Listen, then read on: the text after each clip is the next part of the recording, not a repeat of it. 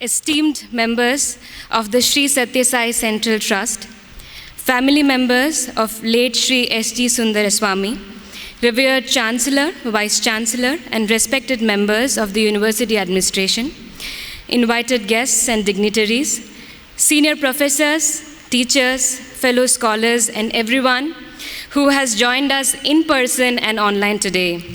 Loving Sai Ram and a warm welcome to the evening session. Bhagwan Sri Satya Sai Baba says, and I quote, "Science is below the mind. Spirituality is beyond the mind. Never-ending and ever-ambitious explorations in the field of science leads man to a never-ending expanse of outer knowledge, whereas spirituality prompts man to delve deep into his inner self that yields him the ultimate gift, wisdom." And I unquote. Today, we have amidst us Dr. Sudha Seshayan, who demonstrates the beautiful confluence of science and spirituality through her life. I deem it my privilege, madam, to introduce you today to the audience. Dr. Sudha Seshayan is the Vice Chancellor of the Tamil Nadu Dr. MGR Medical University, Chennai. Madam has been a medical doctor, a medical teacher, and a medical administrator for over 30 years at various levels. Apart from this, Dr. Sudha has served in the international advisory and editorial boards of Gray's Anatomy and has also edited a textbook of anatomy in 3 volumes. With a penchant for carrying technical and scientific information into the vernacular, she continuously contributes to the making of scientific journals, medical books, and encyclopedia in Tamil. Not only that, she is also the first publishing and compiling editor of the translated version of the Britannica Concise Encyclopedia in Tamil. An orator par excellence, Madam has a dynamic personality. She is not only a veteran doctor, but is also a well-known name in the spiritual circuit. Her discourses on varied topics like Lalita Sahasranamam, Saundarya Lahari, Tirumandiram, and Shiva Puranam have earned her wide acclaim. Apart from this, Dr. Sudha regularly writes columns in popular Tamil magazines and has more than 25 titles to her credit in literature, spirituality, history, biography, and social values. Personally, I was totally awed by Madam's vast knowledge in scriptures and pertinent choice of anecdotes delivered in her lecture series on empowered Indian women organized by Sri Ramakrishna Mutt. Moreover, Dr. Sudha had the privilege of translating the book authored by former President of India, Dr. APJ Abdul Kalam, into Tamil, and also had the honor of getting it released by Dr. Kalam himself. Besides, Madam is a much sought-after resource for musicians and dancers in imparting the tenets of Indian culture and ethos. I now request Madam to kindly come and grace us with her talk entitled Science of Spirituality.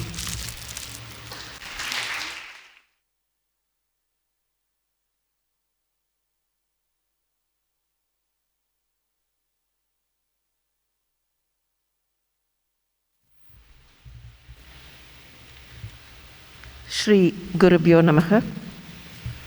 Gurur Brahma, Gurur Vishnu, Gurudevo Maheshwaraha. Guru Sakshat Param Brahma Tasmai Sri Gurave Namaha.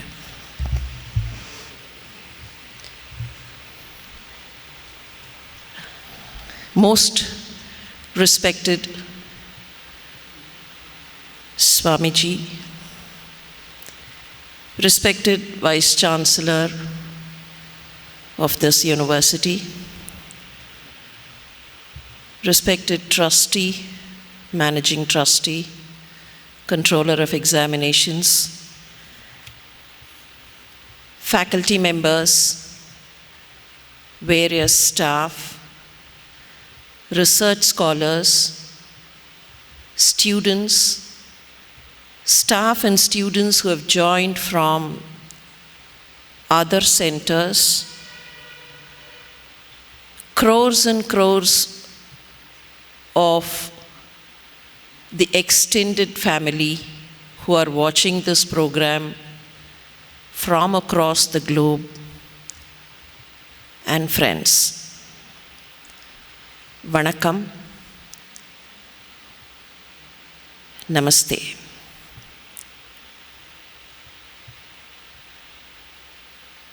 As it was told a little while ago, this will be a journey from below the level of the minds to the level beyond the minds. And that is what Swami said about science and spirituality.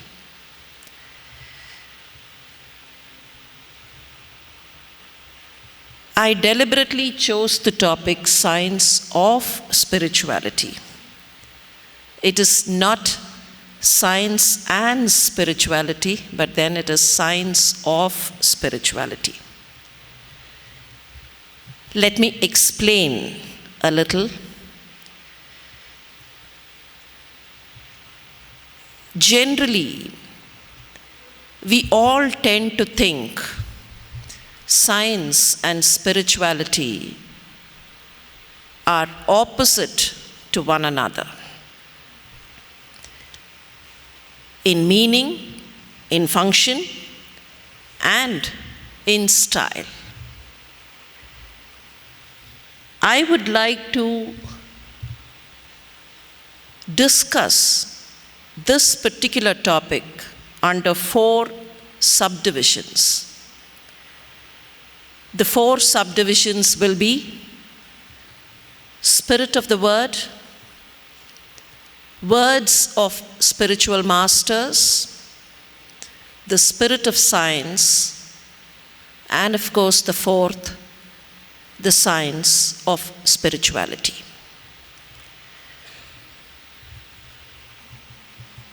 In English, there is an idiom that goes to say in letter and spirit.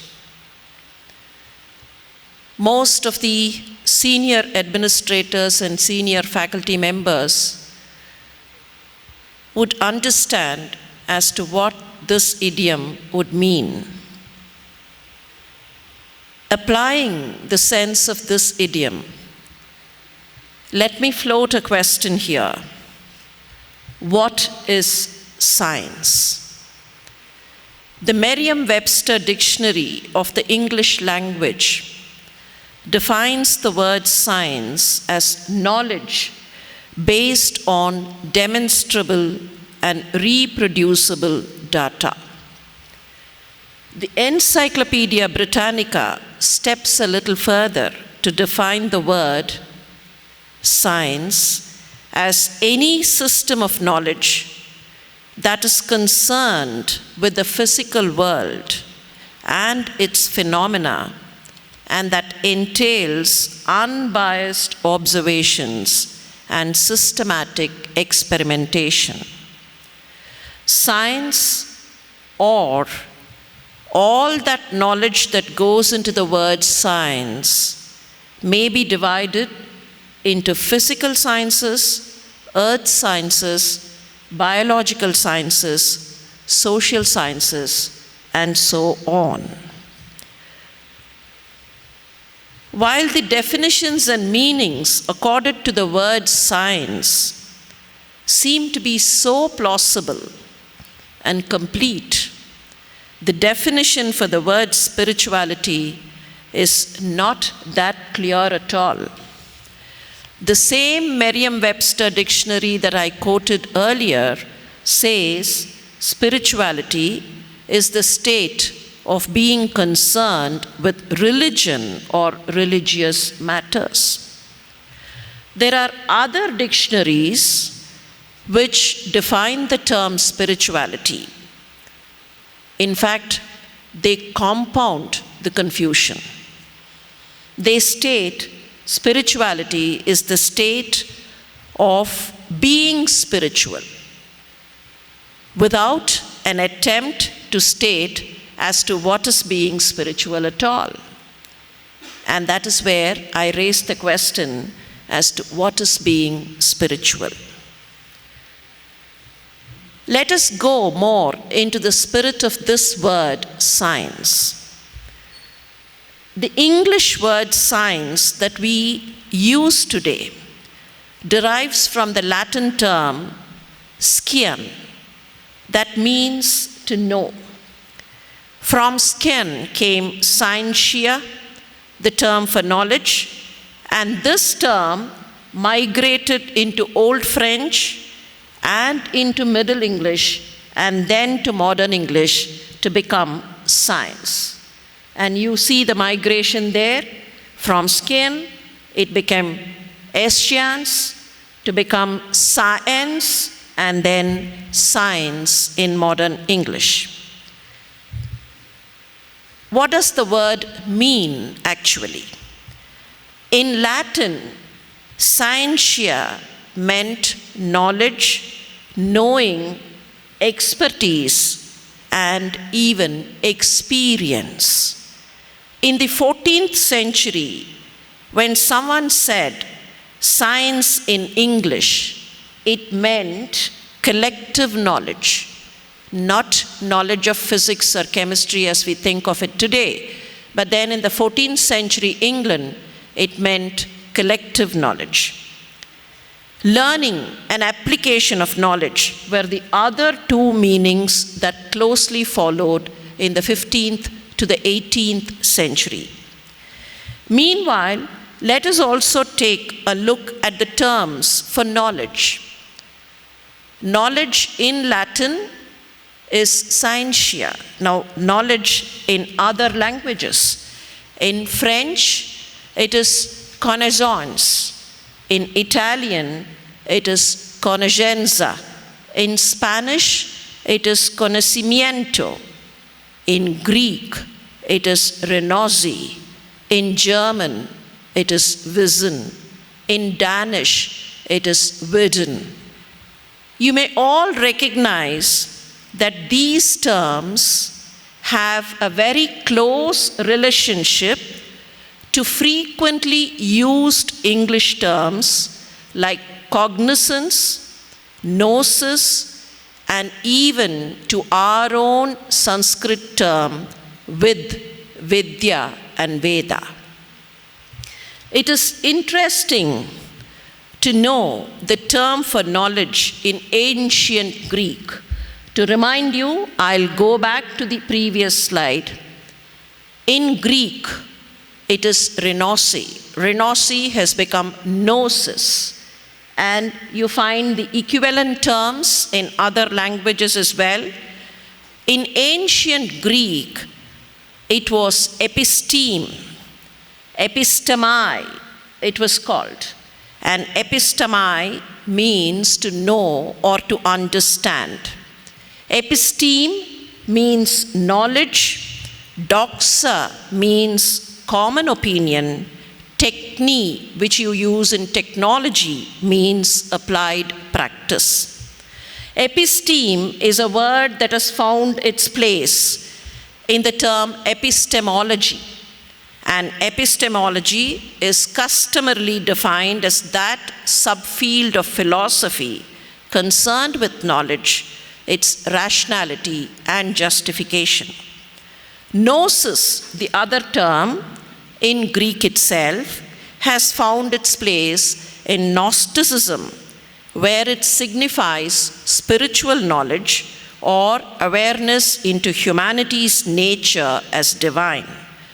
Cognition, how did the word cognition come? It is com plus nosier. And we all know cognition and cognitive are compound terms which are being used in English today. Friends, I'm delving into the etymological history of these terms and words specifically to emphasize that terms which started the journey together have, in about 4 to 5 centuries, diversified and have come to mean very different areas and disciplines. These three terms, scientia, episteme, and gnosis, they were all together. They all started at the same point. But then you notice today, scientia has come to mean science and technology and all the material sciences, physics, chemistry, astronomy, nanotechnology, and all associated with physical earth sciences. And you find the term episteme, which also means knowledge, has gone into epistemology, and we don't associate the term epistemology with science at all. It is philosophy. And another term, gnosis, sometimes we use the term gnosis. I'm sure your Vice Chancellor would know that, and some of the medical people who are here might know it, prognosis and diagnosis, which are from gnosis. That apart, the term gnosis has connection with religion, connection with mysticism, and whenever we say somebody is a Gnostic, we mean that person believes in divinity being within himself. And when we say someone is an agnostic, we mean that person does not understand or does not know the presence of divinity. See how diversified these terms have become. And who diversified them? The way mankind understood some of these terms. With all these information behind, if you ask me a question as to whether science and spirituality are related, my answer would be yes, they are related, as would be the two sides of a single coin. You cannot have a coin with only one side.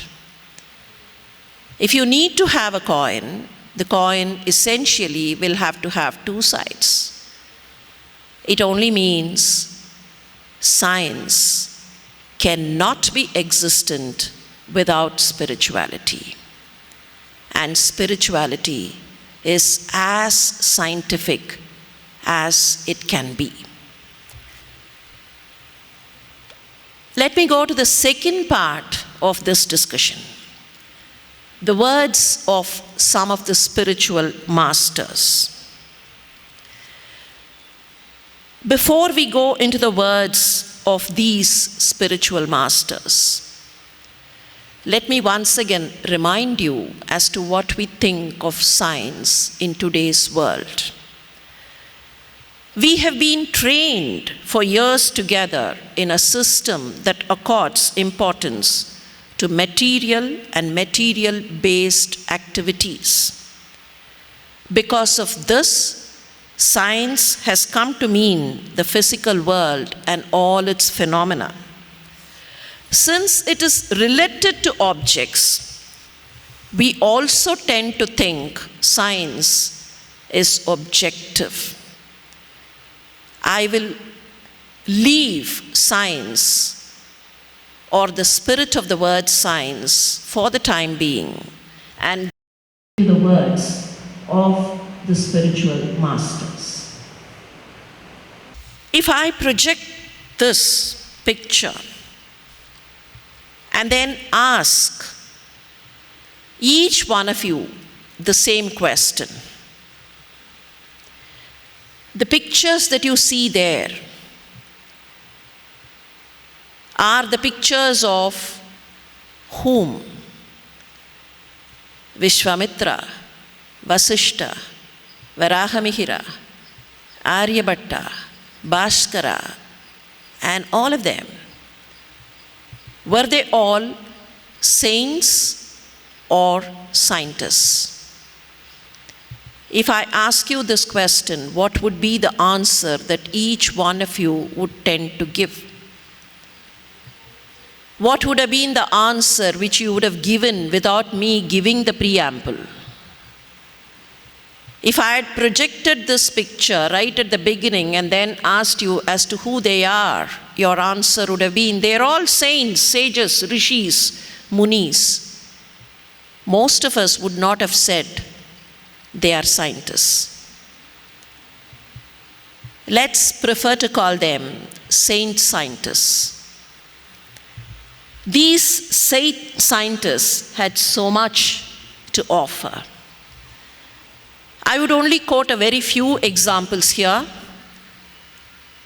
Let me take the realm of the stars, planets, and constellations. The Shatapatha Brahmana makes a statement, Parimandala uva ayam lokaha, which only means the earth is round or globular in shape. Parimandala here means it's completely globular. It is from this Parimandala that we have derived the word mandalam and started using mandala subsequently. In yet another Brahmana, which is the Kataka Brahmana, the same is stated in further detail. I quote, Parimandala adityaha, Parimandalaha chandramaha, Parimandalaha dyoho, Parimandalam antariksham, Parimandalaha iyam prithvi. Which only means to say, Parimandalaha adityaha, sun is globular, Chandrama, the moon is globular, Dyo, the sky and the space is globular, Antariksham is globular, Prithvi is globular. And all these statements came from the Brahmanas, the time of which you can deduce yourselves. Aryabhatta, who lived in the 5th century Common Era, talks about Bhugolam. And those of you who studied about 40-50 years ago in schools would remember geography was called Bhugolam. And who said Golam there? And why? Though some initial studies of the Aryabhattiyam makes us think that it talks about geocentricity. Aryabhattiyam is supposed to be talking about geocentricity, which means the earth is the center of the solar system. I feel rereadings and further research are required to comprehend the text fully. We may be missing some of the terms, and I have reasons to believe so, which reasons I would discuss with you a little later in the course of this lecture itself. However, Aryabhatta clearly describes the earth to be globular and also describes the earth's spin around its own axis. He talks about the earth spinning around its own axis. And we all know it is this spinning around its axis that decides the day and night on the planet. There is a poet by name Manikavachagar in Tamil. Manikavachagar sang the Thiruvachagam. Permit me to quote a small passage from Thiruvachagam. It says, Andai Pagudiyin Undai Pirakkam, Alapparum Tanmai Valapperum Kaatchi, Onranukkonru Ninraril Pagarin Nuttoru Kodiyin Merpada Virindana. If I would have to translate, it means Andai Pagudiyin Undai Pirakkam. Andai Pagudi is the cosmos or the universe. Undai is something which is globular, Undai is urundai, which is globular. Andai pagudhiyin undai pirakkam. Valapparuntanmai alapperum kaatchi. If I only have to describe it, it's beyond words, he says. And then goes on further to say, if I only have to tell you about the components which are present in this universe, ஒன்றனுக்கொன்று நின்று எழில் பகரின். If I try to compare the components, I can only tell you they number more than 101 crore. ஒன்றனுக்கொன்று நின்றெழில் பகரின் 101 கோடியின் மேற்பட விரிந்தன. And Manikavachakar, by the latest timeline that you can give him, lived sometime in the 8th century. Most scholars place Manikavachakar to the 2nd or the 3rd century. The latest would be the 8th century.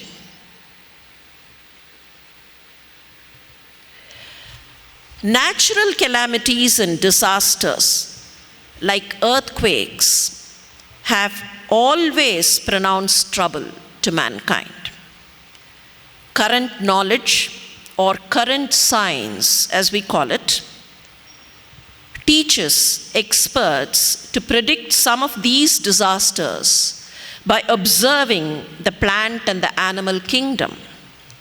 Birds fly in some queer posture or pattern.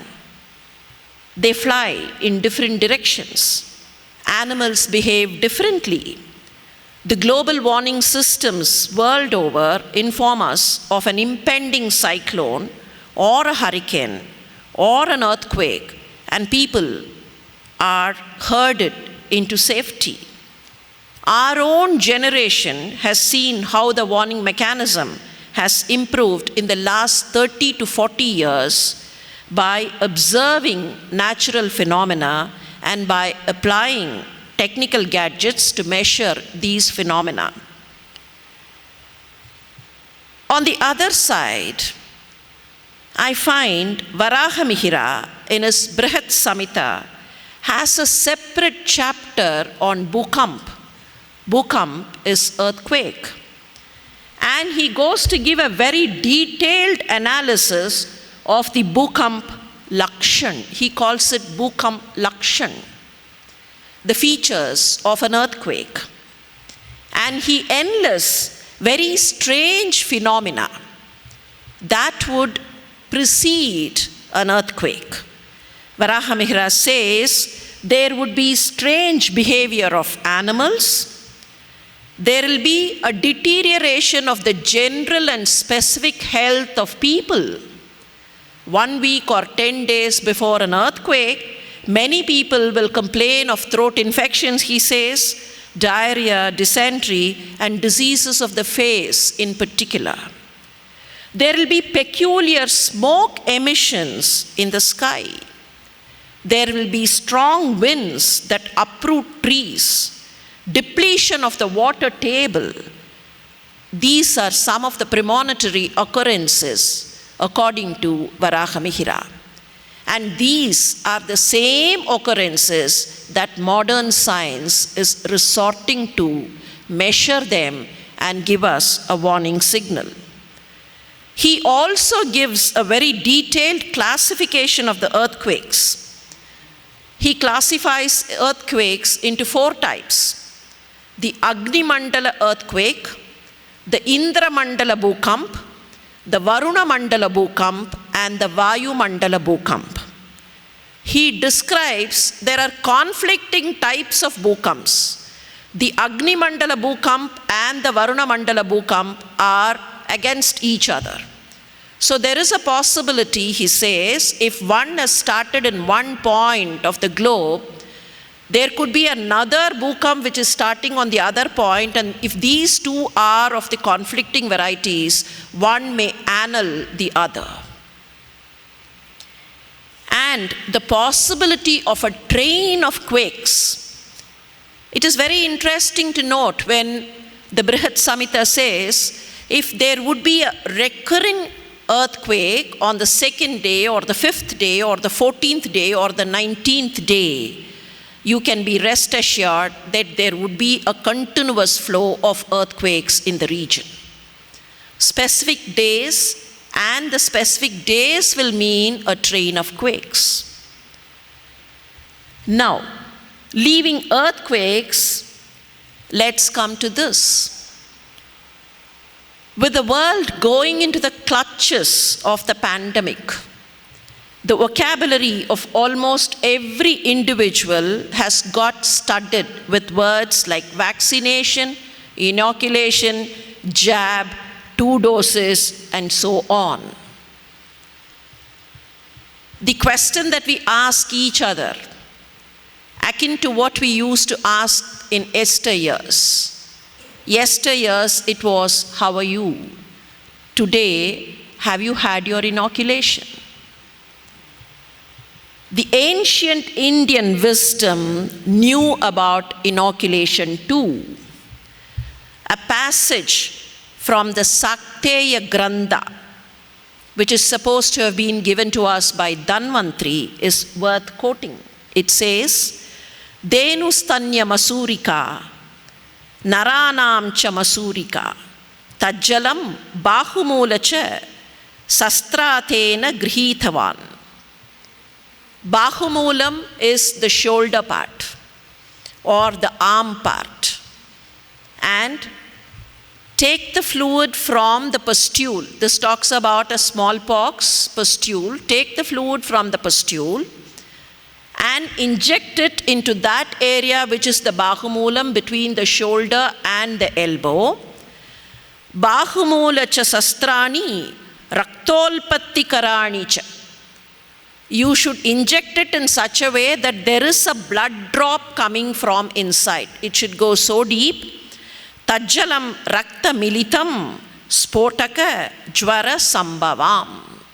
Once this fluid mixes with blood, there will be fever, and that fever is indicative that your immune system has started working. When you have the COVID vaccination, you instruct 1 or 2 days, there could be malaise and fever.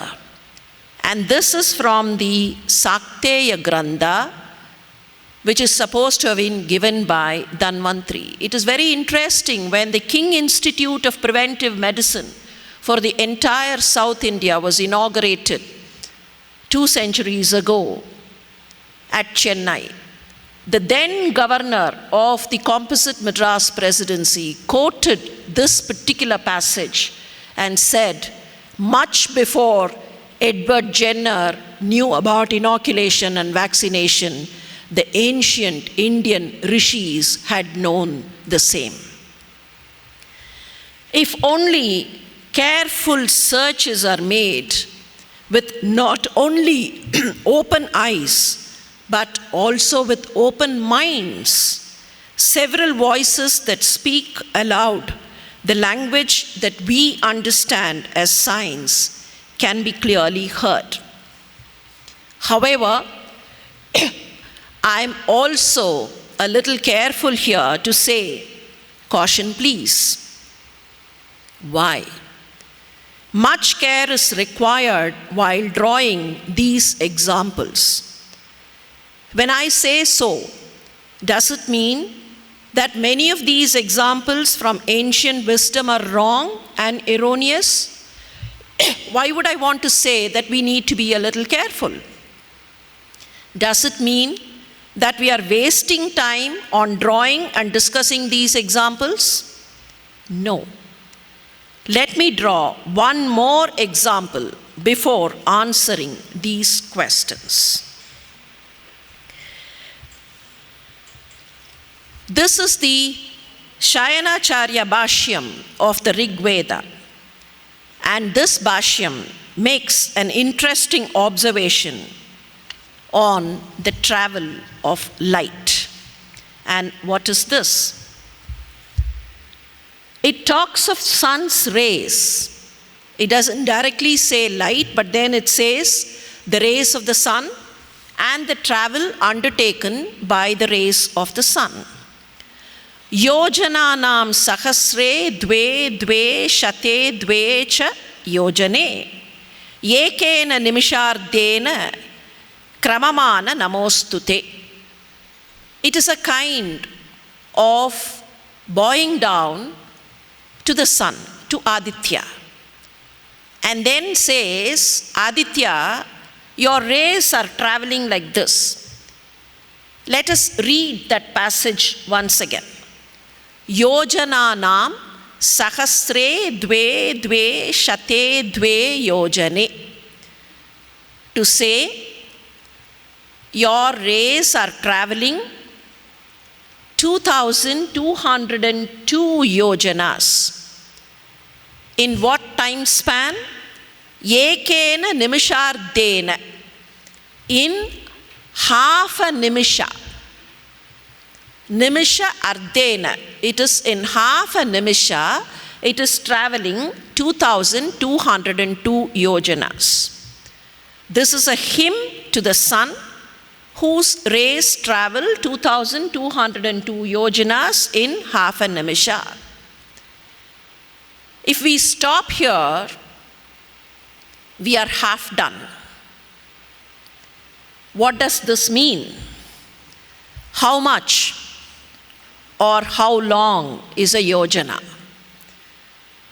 We need to define yojana, right? How much or how long is a yojana? I would not go into the details of the calculations. I take the consensus information given by scholars who have worked on all these parameters.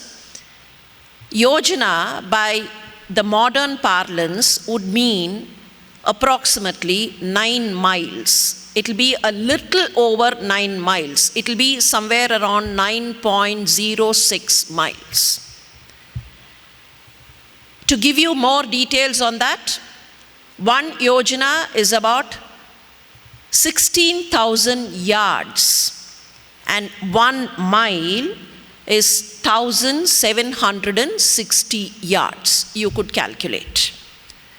Now, how much is a nimisha?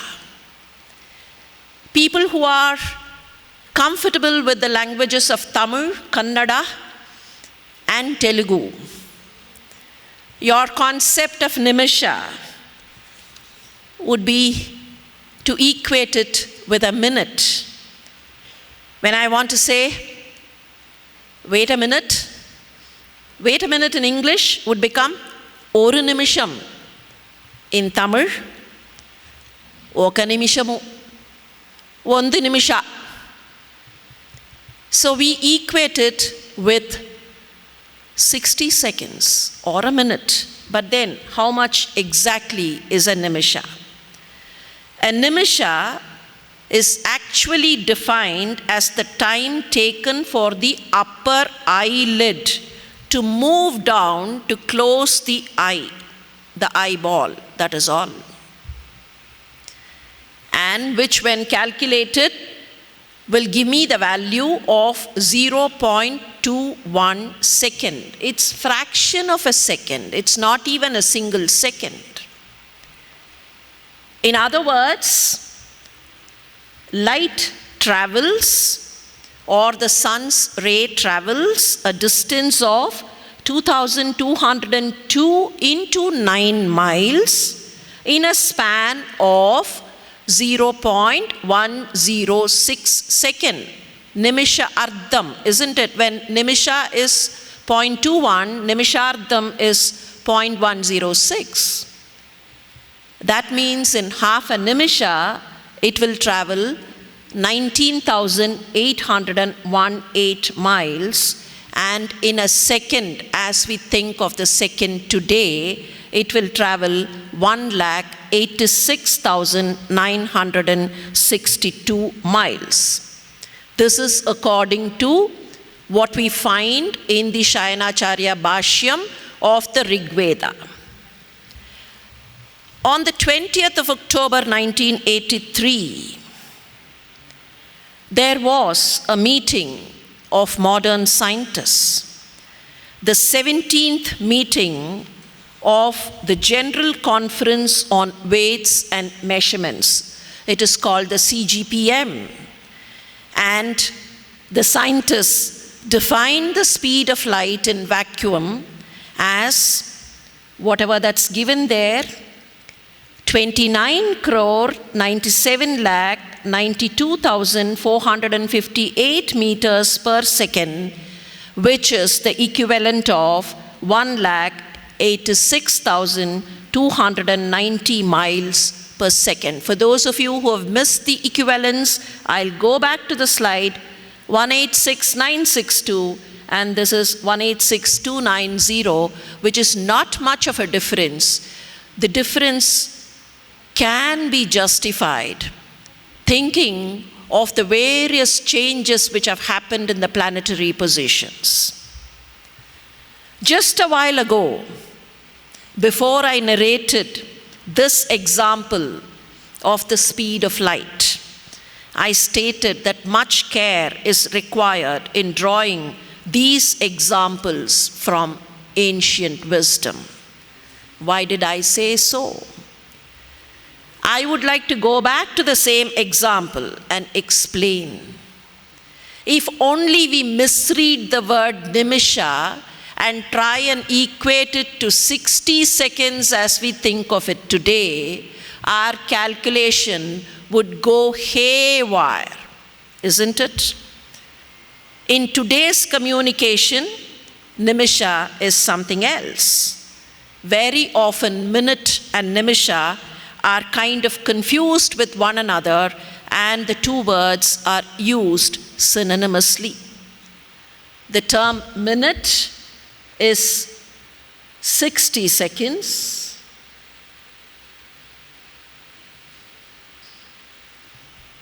and nimisha is just 0.21 second. It is this possibility of a misinterpretation when we read the ancient work of wisdom that we should be cautious about.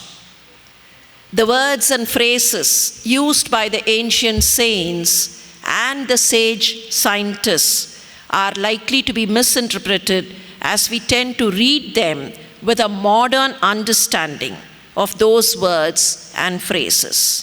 And they could mean tangentially something else. The sage scientists were adept in several disciplines and sciences. I would quote yet another example of excellent intelligence, but an example of gross misinterpretation too. Though their concentration, the concentration of the sage scientists was on spiritual sciences, their knowledge and information in physical sciences, including mathematics, cannot be underestimated. And I know for sure that there are scholars here who would understand the tenor of my statement. The Yajurveda talks about the Sankhya Sthanam. And it goes on to say, Sankhya Sthanani. These are names given to numerals. Eka, Dasha, Shata, Sahasra, Ayuta, Laksha, Prayuta, Kotyaha, Kramashaha. Adbudam, Abjam, Karva, Nikarva, Mahapadma, Shanka, Avastasmat, Jaladi, Jaladischa, Antyam, Madhyam, Parardam, Iti, Dasha, Gunotraha, Sankhyaha. If you kind of, in the same photograph, you find beneath the Sanskrit words, you find the numbers are written in what we call as figures. I have deciphered them for our purposes of discussion. you could find on the left column whatever we read in that shloka. And you find Adbhutam is 10 to the power of 8, and Abjam is 10 to the power of 9, and Karva is 10 to the power of 10. But then, in the Vajasaneyi Samhita and the Taittiriya Samhita, even in the Maitrayani Samhita, you find there is another system where Shata and Shata are the same, Sahasra and Sahasra are the same, but then 10 to the power of 9 is called Samudra, and 10 to the power of 10 is called Madhya. If we do not understand the use of these terms at a particular period of time, we are likely to confuse Madhya with Madhyama. Madhya is 10 to the power of 10 and Madhyama is 10 to the power of 16. It is interesting to note that ancient Indian wisdom had given names to the extent of 10 to the power of 34 and 10 to the power of 35. 10 to the power of 34 was called Buri at some point of time, 35 became Mahaburi, and 10 to the power of 53, Talakshana. And several Buddhist, Jain scriptures do use these terms. It is also necessary to note, as we are discussing these numbers and numerals, that there was something called Bhuta Sankhya. Now, what was this Bhuta Sankhya? Many of us know certain numbers are associated with certain objects or names. Say, for example, when we say swaras, they are sapta swaras. So the number 7 is associated with swaras, the number 6 with Ruchi, and 8 with Vasus, then Ekadasha Rudra, Dwadasha Aditya, and so on. There are specific numbers. Similarly, the word numeral methodology was used by the sage scientists. And why did they so? Why did they do so? A large mass of numerical data, if it has to be rolled into an easily remembered verse and to be transmitted from the guru to the sishya, please remember there was no kind of, writing lipi and script and all that. If you need to tell something to someone, you remember the game that you played as a child? One person would say one word into the ears of the next person, and then from there it goes on, and when it comes back to you, you could remember, you could imagine how much of distortion it would have undergone. If something has to be transmitted from one to another, it has to be rolled into a very small verse that can be remembered also. If the verse is going to be a little tough, it cannot be remembered. So there has to be some way of remembering. Don't we all do that? For examinations, we study something and then relate it with a mnemonic and then try and tell that mnemonic very many times. We remember the mnemonic, we remember what is being denoted by the mnemonic. There is always a mnemonic for remembering the Rahu Kalam and all that you remember. So similarly, there are lots of mnemonics, and it was necessary for the sage scientists to roll all these into verses. So they made some kind of word numeral methodology. So what they did was, if they had to denote 3, they said guna. It is always easy to remember Triguna, Sattva, Rajas and Tamas. So if you say guna, it will only mean 3. If you say Ashta, if you say Vasu, it will mean Ashta. This appears to be an easy method, but this is also the most complicated. They wrote the numeral with place value. We also write the numerals with place value. So 3 will not be 3 here, it will become 300 because it's come into the 100th place. Now, all this compounded the problem. I'll go into the details of Bhuta Sankhya as they followed it. The same number could have been denoted by different names. 0 was Shunya or Akasha, because Akasha, they thought, indicated Shunya, emptiness. Then 1 was Prithvi.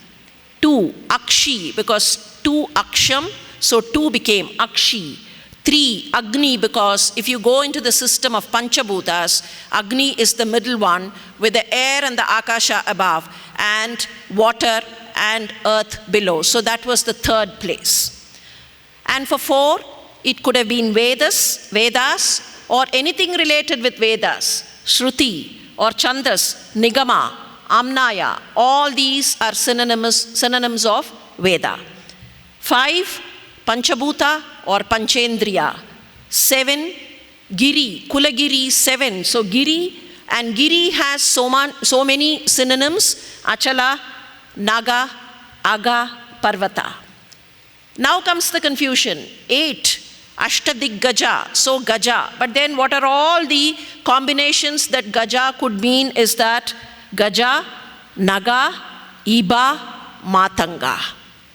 And same 8 could also be denoted by Vasu.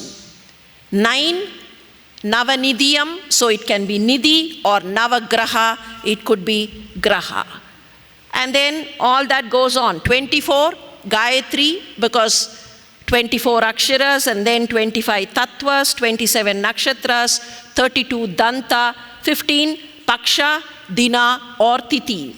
Now these were all the various combinations that could be used when the Bhuta Sankhya is applied. Now comes the problem. They wrote Ankanam Vamato Gatihi. So as we write, even today, from my own personal experience, if you ask me to write Koti, I would not know immediately as to how many ciphers will I have to write. So I write from this side, 3 zeros, 1 comma, then 2 zeros, 1 comma, and then tend to read it. Because the place value shifts from this side, from right to left, Vamato Gati. It goes towards the Vama direction. So they started writing it like this. If 63389 was to be represented, it would be written as Nava Nava Guna Rasa Rasaha. And then you see there, 2. Muni is 7, Sapta Muni. But then there are 3 2s there. Yama, Yama, Dvi. Now, if I do not know that Yama and Dvi mean the same, I'll be in utter confusion. You can see that. Swara, Eka, Paksha, Ambara, Swara, Ritu. Because 6 seasons. Depending on the place, the value changes. When you're reading the ancient script or ancient information, if by chance there is some kind of a miss in the transcription, you take the second line. The first yama will mean a different value, and the second yama will mean a totally different value. The first yama will mean 20, but then the second yama will mean 200.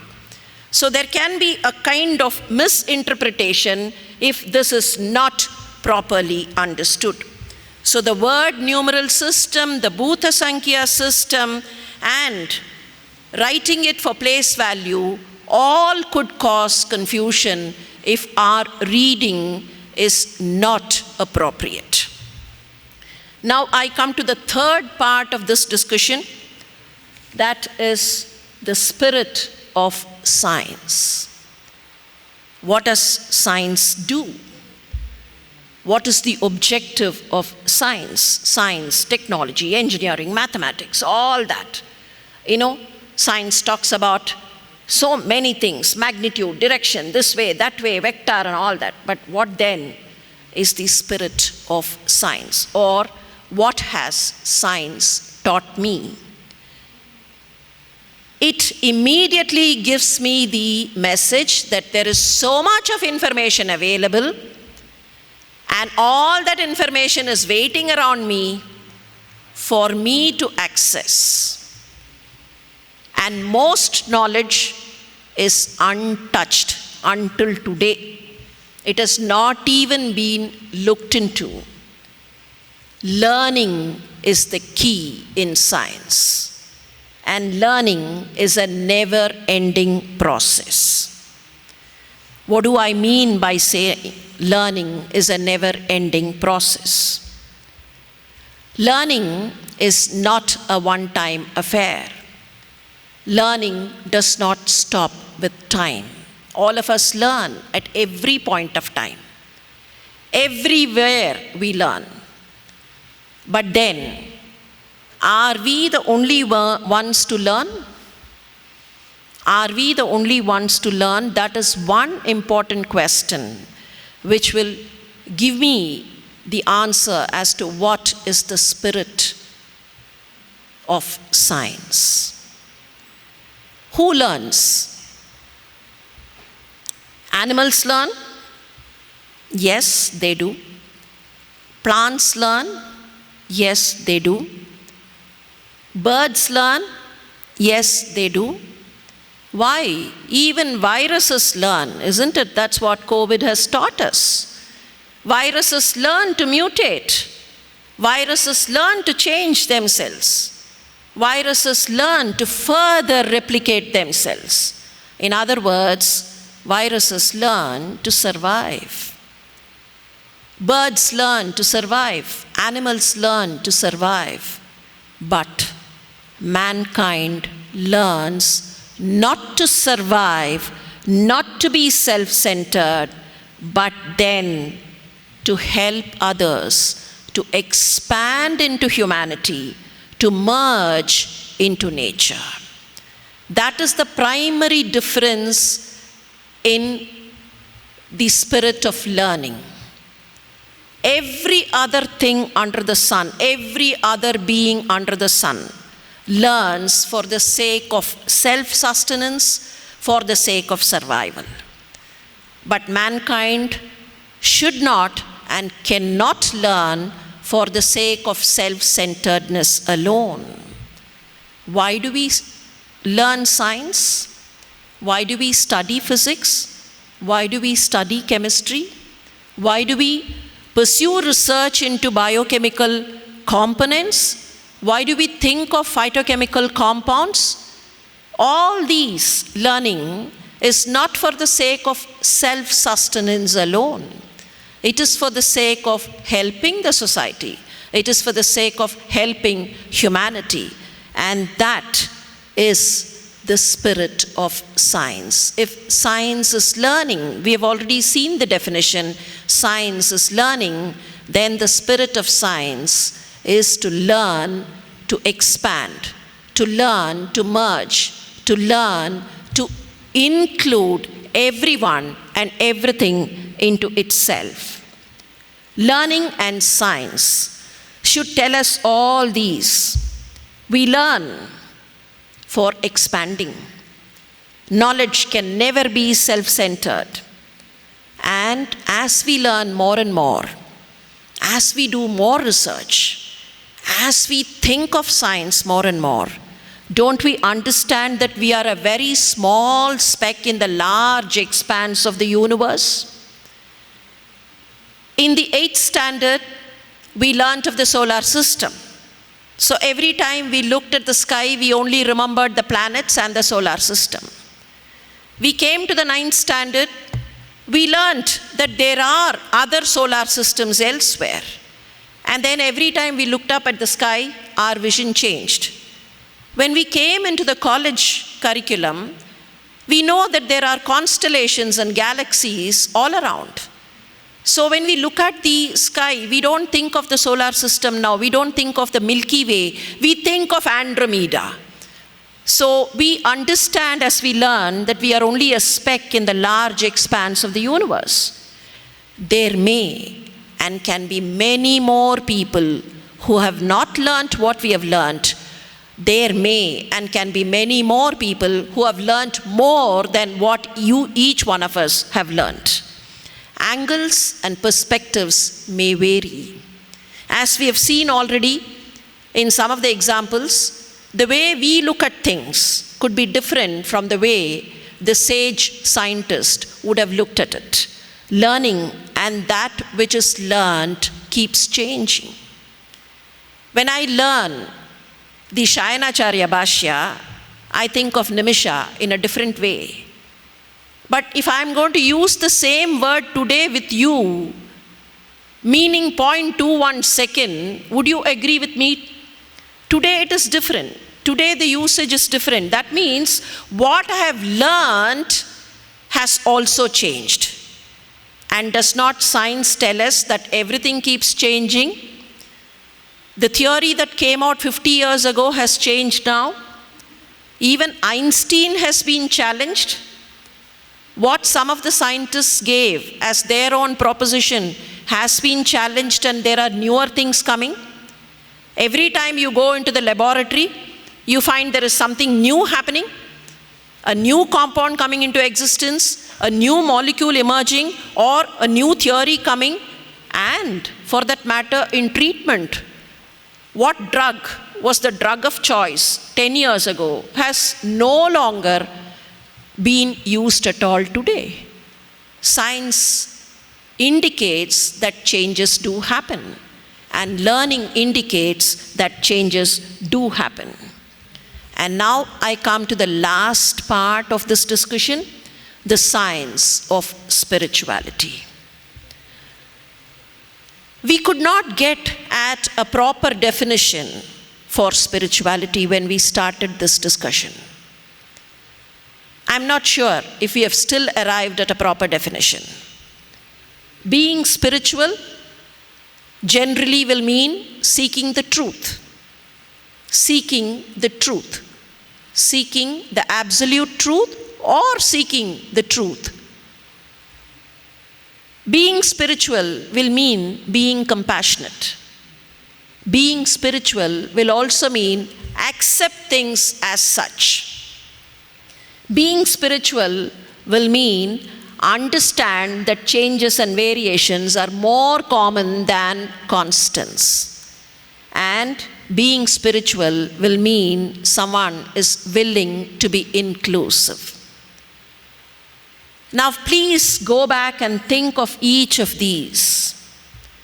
Do you find that any of these are contradictory to what the spirit of science told us? Changes. Science instructs that there are changes. Spirituality also says that there are changes. Science says, accept the theory today. Yesterday it was different. Tomorrow it will still be different. Spirituality also says, yes, accept things as they are. Science says, include the entire humanity. Include the entire world. Spirituality also tells me, be inclusive and include everything. In fact, I would like to quote from the world of medicine. After the pandemic, the emphasis today is on One Health. The concept of One Health, of course, started a few years ago. However, the emphasis is felt much more than any other time now. The reason? Why does a virus come? We did not know anything about SARS-CoV-2 until December 2019. We learned about the virus. We are still learning. We still do not know everything about the virus. But if we go back and ask a question as to why did this virus come, or why do viruses come often? Where are they coming from? Several times people have asked me, when will the virus go? I do not know the answer, because I do not know the route by which it came. Only when I know something came in through a particular door, I can say that it would go out. But why do viruses come? Why do bacteria come? Why do they cause disease? There is some kind of an imbalance in nature. Viruses which have been finding reservoirs in other animals. Many of you would have written reports about this particular SARS-CoV-2 virus. The reservoir for SARS-CoV-2 is supposed to be the civet cat or the fruit bat. But then, why did it jump from the fruit bat to mankind? It is often said there is some situation where men go near the particular animal, try to be closer to it. And why do they have to go near the animal? When they seek some kind of a dwelling there. When the population grows, we need more living spaces. We then cut away forest, deforestation occurs, and then we move closer to the area where the animals are living. And from those reservoir animals, the virus can jump. And then we make a big hue and cry saying, the virus has come to us, the virus has come to us. So ultimately, it only means our vision will have to enlarge and expand and make everything one. If human health will have to be properly maintained, it is necessary that the health of the environment and the health of the animals is also properly maintained. And that is what is the concept of One Health. But this indicates that science will have to be inclusive. Spirituality already says everything has to be inclusive. Spirituality is a very, very sensitive balance. A balance between effacement of the inner spirit. Where does the term spirituality come from? Spirit is something internal. The word spirit will mean the essence, that is all. The essence of this life is the spirit inside.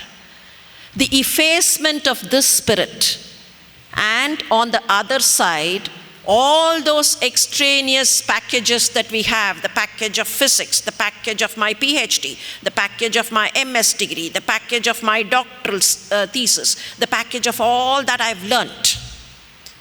All those huge gunny bags of learning. All that package of information. It is a very subtle and sensitive balance between effacement of the spirit to include all this. If these remain outside, these remain as separate packages, the balance is lost. I will just give you one single example and close with that. All of us are fond of stories. I would remind you of a story that most of us are aware. A story from the Puranas. You remember, there was an Asura by name Hiranya or Hiranyakashipu. I would just float a few questions here. I don't want the answers now. You could go home and think of those answers.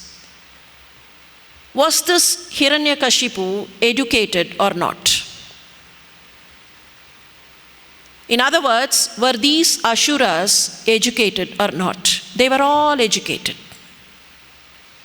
They were all educated. And if we can define from extraneous science, they were very scientific. Briefly, I'll tell you what this Hiranyakashipu did. You know the story. He did penance, stuck to austerities, obtained a lot of boons. And it's customary for all these Rakshasas to first ask for a boon. The boon would be, I would have to live permanently. And then whoever is standing in front of that Asura, whether it is Maheshwara or Brahma or anyone else, would say, no one can live permanently, so you change your boon. Now touch your heart and tell me, if God is standing in front of me, Would I be able to think immediately and change my boon, my demand? I would be wordless, right? But then these fellows were so clever that they were able to think within seconds and ask for a different style of a boon. No, you cannot live permanently. Okay, fine. Let me have a life where I am not killed by human beings, by Gandharvas, by Kinnaras, by any divine being, by gods, by goddesses. And I should not be killed by any weapon. I should not be killed by the weapons of the Trimurtis. Vishnu has weapons. Shiva has weapons. Poor Brahma, what weapon does he have? Except for his kamandalu and the staff. Are they weapons? But then how careful that fellow was. He did not want any kind of a curse to come on him. And he was careful to kind of get an anticipatory bail and say, I don't want even a Muni Shapa, so I should not be killed even by the weapon of Brahma. So careful he was. And that is why he said, I will not die in the evening, I will not die in the daytime, nor will I die in the night time, and all that story. But then what happened? He built a beautiful mansion. Engineering skills, engineering is science, if I remember, so it is. Engineering skills, a beautiful mansion, and there was a pillar. It was the pillar that was built by Hiranyakashipu and his clan, by his science. He broke that pillar, and what happened, you know. So, destruction did not come from outside. Destruction came from within. If this spirit, if this internal spirit is constructive and all-inclusive, science will find its spirit. If the science of spirituality is understood properly, science will also find its spirit. One last word, my dear young friends. I'm sure most of you can write the Nagari script or any of the Indian lipis. Take a small piece of paper this evening and just write the word Rakshasa. Rakshasa, preferably in a language where phonetics can be applied. Not like English, because then you will have to have two letters together.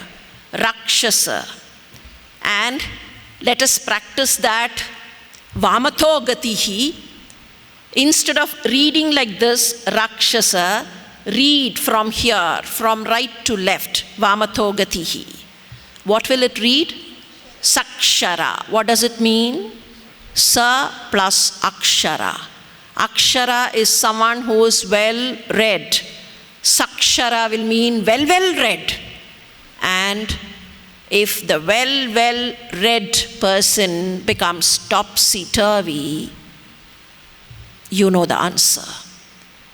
And that is the science of spirituality. Thank you and pranams.